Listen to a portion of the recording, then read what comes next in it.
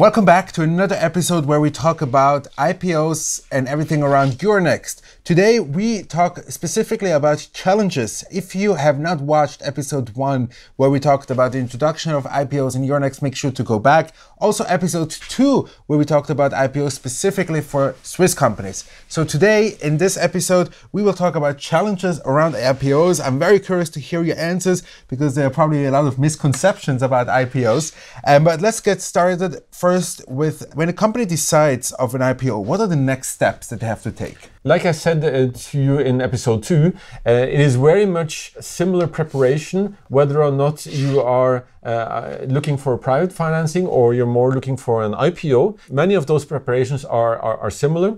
What I do think that you might take time is to build up a broad and functioning and critical corporate governance. So that is something that companies should rather do earlier than later. It doesn't cost too much to have a very good board, and it definitely makes the company more representable. And then there is also the philosophic dimension of opening up the company and willing to be more open and telling your story. So those are preparations which are quite important. Also what we do see is that certain things like your capital structure, the way you have set up the company from a legal point of view, can be something that can be better prepared. The company still stays Swiss and it shall be here in Switzerland, so that this has been done before. There's no challenge around that, but there are certain subtleties on the legal side that can also be prepared and should be prepared in advance. Now when you look at, let's say, some of the regulatory laws that you encounter as a Swiss company when you go to Euronext, what are these? Being a public company does demand something more of the company. I will not try to promise anything else than that. That being said, me myself, I've also been a venture capitalist and very active in private equity, and I know also that every owner looks very strongly at the company. From that point of view, I don't think being private is necessarily easier than being public. What we do see is, and there's very strongly this perception that you have to complete quarterly reporting. And actually that is not the case. So you can do, as a listed company, half-yearly reporting. So that is maybe a relief that people should be aware of. But of course, you have to know what is internal information and what is information that can go towards the outside. You have to be very clear within the management and within the company what is insider information, what is outside information. So you have to be, pay attention to certain points, but I think they are very much manageable.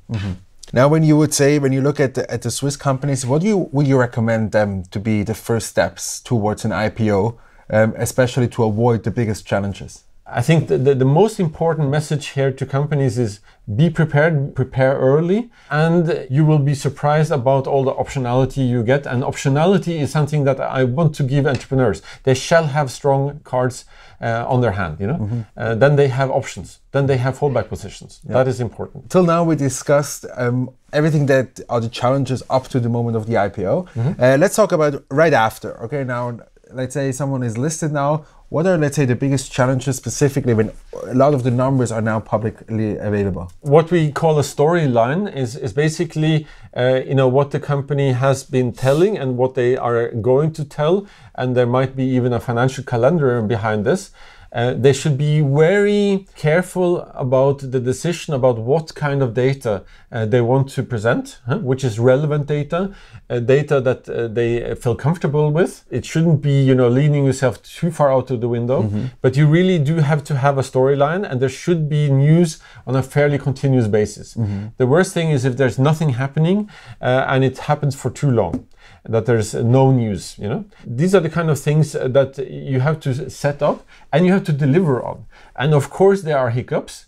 What we do see is if there are hiccups, be open and frank about it, because then you gain confidence from the investor community. And from that point of view, delivering on that storyline and finding the right level of ambition, achieve milestones and gaining confidence and showing to investors that you're really on this growth trip. With them. It is challenging, but this is very rewarding, and this is what executives should focus on. Now, when you look at the actual cost a startup or a company has to come up with for the listing, as well as post-listing after the IPO. What are some of the costs that are associated with the listing and towards Euronext? To take the IPO itself first, a rule of thumb would be that it costs around 10% of funds raised. So if you're raising, 20 million, it will cost you around 2 million, of which 1/3 is fixed cost and 2/3 are success cost, as a rule of thumb. Yeah. But if you have a pre-market capitalization of 100, so you are worth 120 after the IPO, theoretically speaking, actually with those 2 million, suddenly 120 million are listed, and are tradable equity afterwards. Yeah. So that actually puts those 10% of funds raised into perspective. When you look at, the costs of being public, the costs that you shouldn't spare yourself is you should have a professional investor relations that does, have some cost to it, but it always pays off.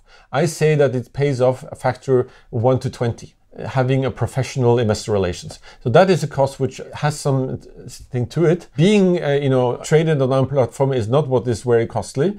So we earn, most of our funds through, the trading. And we want to see that companies are successful at our platform. That is our motivation. And through that, we are also happy.